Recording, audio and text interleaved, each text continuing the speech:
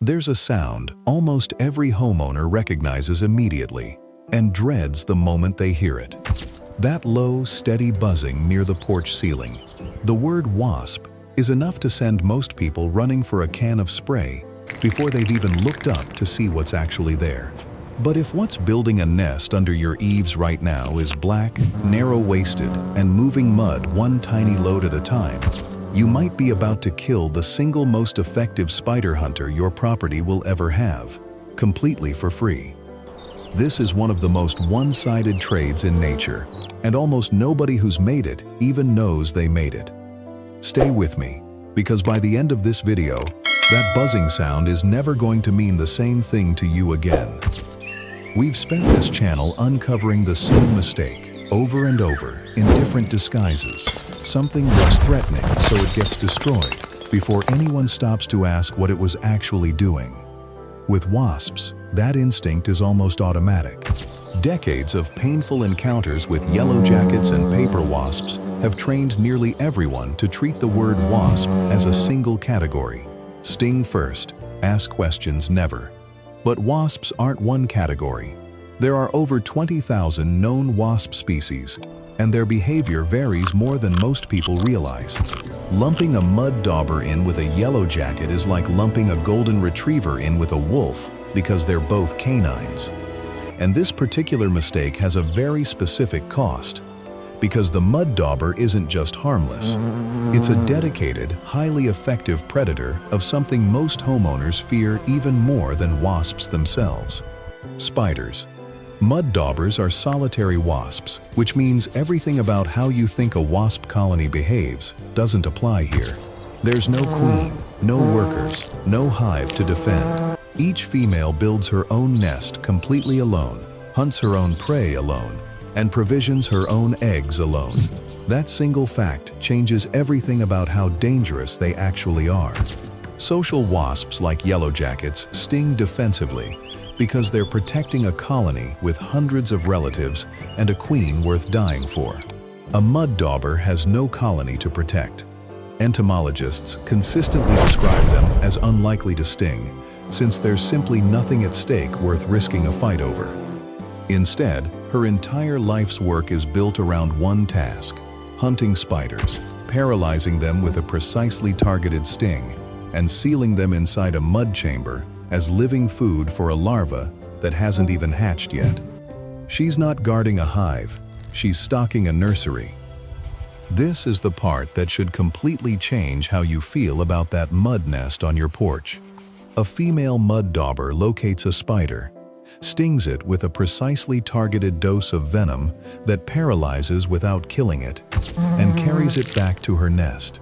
Researchers studying black and yellow mud daubers have documented females packing each individual mud cell with as many as 25 to 30 paralyzed spiders before sealing it shut and laying a single egg inside.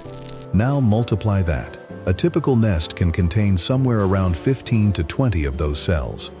Do the math, and a single mud dauber nest can represent the capture of over 500 spiders, all hunted, paralyzed, and stored by one wasp, working completely alone.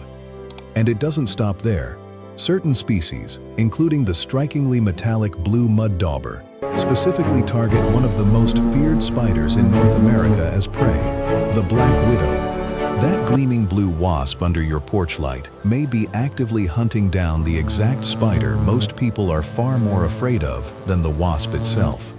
Once a mud dauber has packed a cell with paralyzed spiders, she lays a single egg on top of the still living prey, then seals the chamber shut with more mud. When the egg hatches, the larva has an immediate, fresh food supply waiting, still paralyzed, still alive, preserved specifically to stay edible, until the larva is ready to feed. Each individual larva can consume somewhere between 6 and 15 spiders over the course of its development, before pupating inside that same sealed mud chamber. It's an entire, self-contained life support system built from mud, stocked with spiders, and sealed shut, all constructed by a mother that will never see her offspring hatch. This is the fact that should matter most to anyone deciding whether to remove a nest. Because mud daubers have no colony to defend, entomologists and pest control specialists across the country consistently describe them the same way. Not aggressive, extremely unlikely to sting, and generally regarded as one of the least dangerous wasps you're likely to encounter. Documented stings on humans are considered rare, and when they do happen, it's almost always because the wasp was directly handled, trapped against skin, or physically grabbed. In documented cases of people even actively destroying an occupied nest, researchers have observed the wasp responding by calmly relocating rather than attacking whoever tore the nest down. Even in the rare case that a sting does happen, most sources describe the result as comparable to a mild bug bite, brief pain, some redness, and swelling that resolves quickly, not the escalating multi-sting attack people associate with disturbing a yellowjacket nest.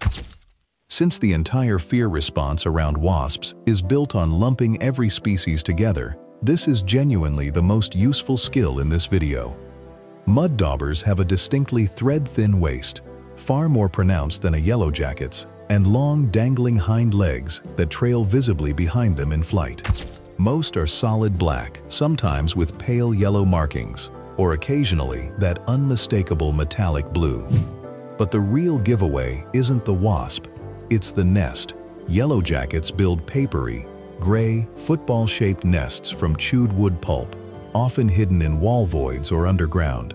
Mud daubers build nests exactly the way their name suggests. Small, hardened tubes of actual mud, packed side by side, or, in the case of the organ pipe mud dauber, built as long individual tubes that genuinely resemble a small pipe organ mounted under your eaves. If what's under your porch is made of dried mud, not paper, you're very likely looking at a solitary hunter, not a defensive colony. To be fair, there are real, legitimate reasons someone might still want a mud dauber nest gone, and it's worth being straightforward about them, instead of pretending there's no downside. Active nests can look genuinely unsightly on light-colored siding or brickwork, especially over multiple seasons if the same nesting sites keep getting reused. And while the mud dauber herself isn't a threat, pest sources note that abandoned mud dauber nests are sometimes taken over by other, more defensive insects looking for a ready-made shelter, so an old, empty nest isn't necessarily something to leave untouched indefinitely. If a nest is genuinely in a high-traffic spot, like directly beside a doorway, removing it is a reasonable call. And because these wasps aren't defensive, professionals and extension services generally agree that's a low-risk removal compared to almost any other stinging insect nest you could deal with. And once a nest is confirmed abandoned, most sources agree it can simply be scraped off with a tool, no spray required. The nuance here isn't never remove a mud dauber nest. It's you don't need to fear this one the way you'd fear a hornet's nest, and it's worth identifying before reaching for the spray can. The mistake isn't feeling a jolt of fear at the sound of buzzing near the porch. That reaction is almost universal and completely understandable. The mistake is reaching for the spray can before actually looking at what's making the sound. Killing a solitary, non-aggressive spider hunter based purely on the fact that it technically qualifies as a wasp, without ever checking whether it was actually the dangerous kind people are picturing in their head. Right now, under porches and eaves across the country, a black and yellow wasp is making another trip, landing at a mud puddle, gathering a tiny ball of wet earth in her jaws, and carrying it back to a nest she's building one load at a time. She has no colony behind her, no queen to protect, no workers to call in if you approach. Just a single mother, alone, spending her entire short life hunting spiders one by one, sealing each one away as a gift to offspring she'll never meet. She was never the threat everyone assumed she was, the moment they heard that buzzing. The question isn't whether something with wings and a stinger deserves automatic fear. The question is how many spiders she's already quietly removed from your porch, long before you ever noticed she was there. If you've got a mud nest tucked under your porch right now, take a closer look before you reach for the spray. And subscribe, because next time, we're uncovering another misunderstood creature everyone's had completely wrong.